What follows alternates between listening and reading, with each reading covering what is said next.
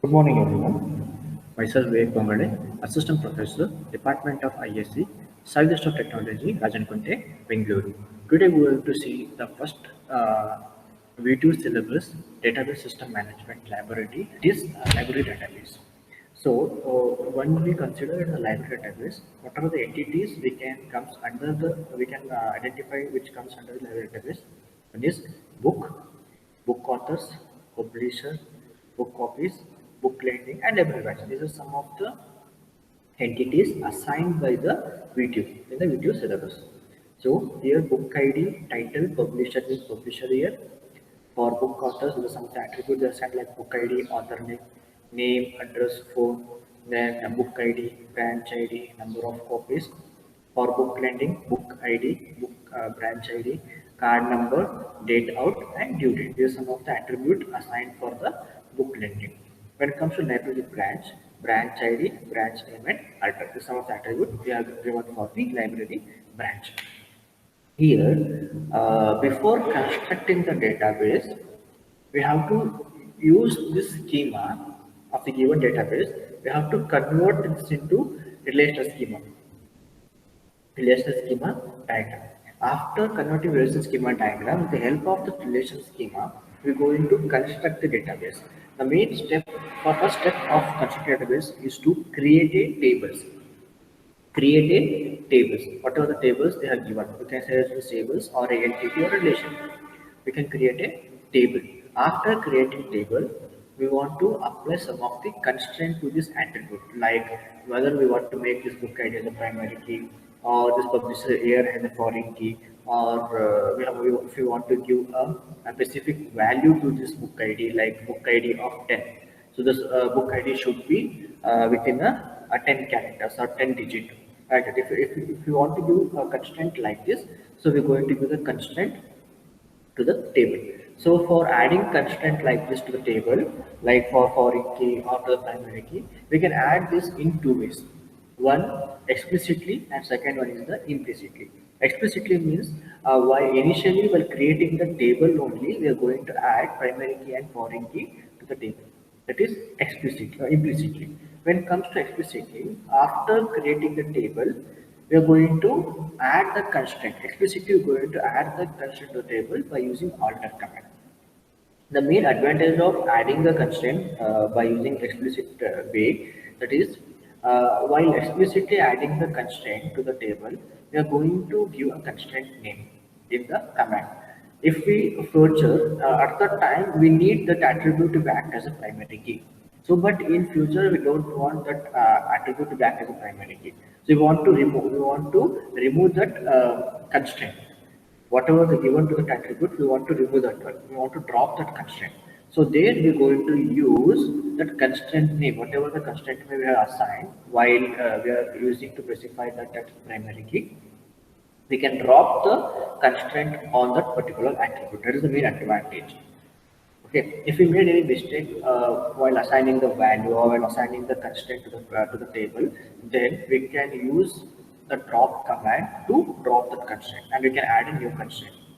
But the main disadvantage here in implicit manner is that if we create a table and if we add the constraint to the table, if we made any mistake while adding the constraint to the table by using implicit manner, there we can't do anything. We have to drop the entire table and we have to create the new table. It is the main disadvantage of adding a constraint in implicit manner. So the first step, we're going to convert this schema into relational schema diagram. So this is the query we're going to perform after constructing the database. This is the schema diagram. So this is entities. They are given book, book author, publisher, book copies, book link, and library branch, and followed with the attribute whatever they are given. Whatever they are assigned to the each entity. So book ID, title, publisher name, and publisher name. So this underline indicating that for this book table, book ID is acting as a primary key. So primary key nothing but with the help of this book ID, I can easily find out all the values of this table book.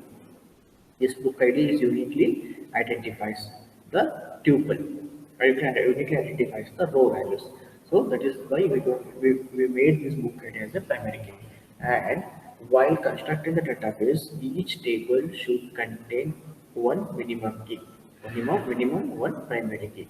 One primary key should be there in each table. So here book ID is acting as a primary key for the book table. For book authors, book ID and author name both are acting as a what primary key, because we already made this book ID as a primary key. So again for other table we can't make this book ID as a primary key. So we have to make other attribute to act as a primary key. But for making that attribute as a primary key, we have to check some conditions to that attribute. One is that that attribute should hold a unique value, and we can't place a null value to this attribute. So even apart from this book ID, we have one more attribute author name in the book author. We can't make this author name as a primary key, because a unique value we can't assign the author name, because the same name is going to be used multiple times in this table. We may use, because the same author may have written many books. So the same author name we can't assign it, because for if you made this author name as a primary key, it should hold a unique value. That is the main reason why we can't make this author name as a primary key. But for this table, as the condition is that each table should contain a minimum of one primary key. So we made this book ID and the combination with the combined with the author name. So combination of these two becomes the primary key for this table book author. Next, publisher name address phone. So we have made name as the unique here. That's why we made this name as the primary key, right? So we can make this publisher name as a primary key, but in this table we already made this book ID as a primary key, so we can't make this publisher name as a primary key. If we made this publisher name as a primary key, then combination of book ID and publisher name becomes the primary key for this table book. We can't make like that. So in the publisher table, we made name as the primary key.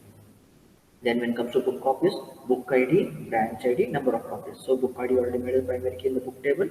That's why we're combining with the branch ID. So book ID, branch ID, card number. We made these three as a primary key for the book lending, and branch ID in the library branch. So this branch ID we can't make as a primary key. This branch ID we can't make as a primary key for these two tables, because it is combined with the other attribute. But this branch ID is a single attribute we can make as a primary key for the library. That's why we have made this branch ID as a primary key.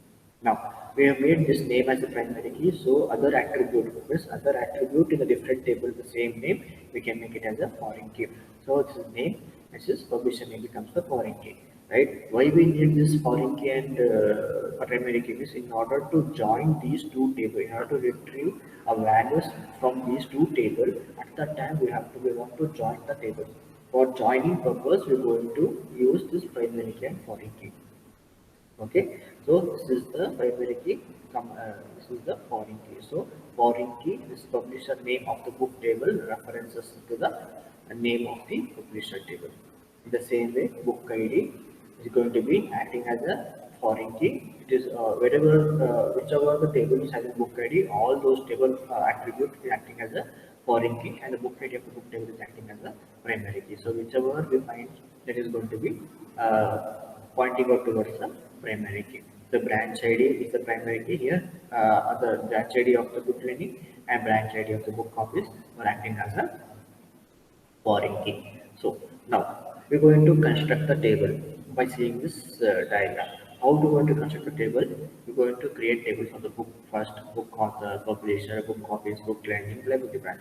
So how to create the table?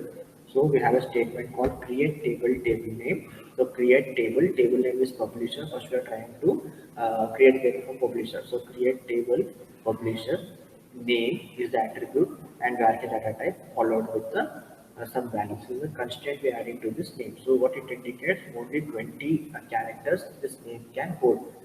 Other than 20, if you try to do more than 21, it will not take the value. So name varchar of 20. We are making this name as the primary key. Phone, integer, address, varchar of 20. So now we're going to create a table. This table doesn't have any foreign key, only we have a primary key. So we assigned this name as a primary key. So now we're going to assign the table, assign the constraint to this table. This technique we say it as a implicit manner of adding a constraint to the table. Next, create table book ID, integer, primary key, title, varchar of 20, publisher year, varchar of 20, publisher name. So we have made this a primary key. So this table acting as a foreign key. So publisher name References publisher of name on delete cascade. This on this cascade what we do if we remove the value from the publisher table, so that value will be automatically removed from the book table. That's the main use of using the on-date cascade. In the same way, you're going to create the table. Create table book author, library branch, book copies, and book lending. This table you're going to create with the help of this relational diagram. It's the same as schema diagram. This is how we're going to create the table. After creating table, after adding the constraint to this table, we need to insert the value to this table. Before inserting the value, if you want to see, if you want to check whether which data type we are given to the which attribute and all, we're going to see this by using the command description of publisher, description DSC and the table name. So name not null, varchar 20 indicating that not null is the primary key. Remember this name is acting as a primary key here. So for specifically, we're not going to give any keyword for the showing the it is a foreign key. Only for primary key, we'll show it as a normal. So how we're going to describe the table. Now, after creating a table, after checking the table, this description of the table, next we're going to insert the values table. Okay, while inserting the value, the first thing we have to check is that first we have to check that the primary key value we have to give to the foreign key value. Right? Whatever the value we have given for the primary key attribute, the same value we have to give for the foreign key attribute. Here, book ID is acting as a primary key. This book ID is acting as a foreign key. So to assign this primary key value to this table book author, first we have to insert the value to this book. Okay, this value we're going to use here in the book author. But to insert the value first to this table, we have a publisher name. This publisher name is acting as a foreign key.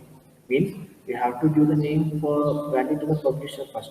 If we get this value, we can use this value to this publisher table. Publisher name value, publisher name attribute. Otherwise, we can't. Then if we try to give any other value which is not in the primary key, it will give a representativity constraint. But either way, it will show. So book ID, title, publisher name, publisher year. So to assign publisher name, we need the value for this publisher name. So publisher, we have to create the we have to insert the value to this publisher. Okay, publisher name we have to do this name we're going to use in the publisher name. Right? First publisher table going to insert the value.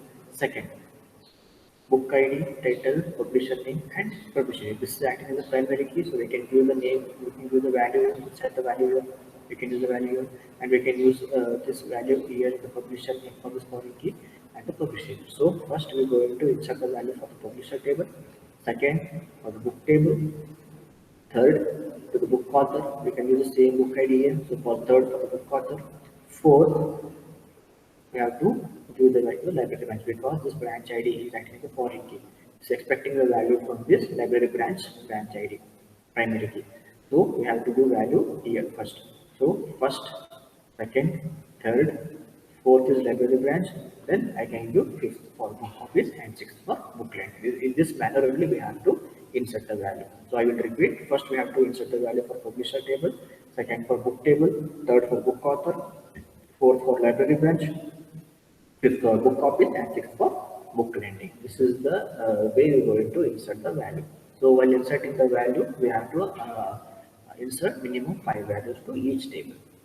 Okay, how to insert the value? For inserting value, we have a command called insert into table name values followed with the attribute. So if you're giving varchar, then character, the string type of data, that value we want to enclose in single quote and followed with the integer and the value. So how we have to insert the value for each table. We're inserting 5 values for publisher, book author. After inserting the value, if you want to check what are the values you have given to this table, so select start from table name. So whatever the values you have given, it will display like this. In this format, it's going to display. This is how we have to construct the table. After constructing the table, we're going to perform some queries on the constructed table. So we're going to see the queries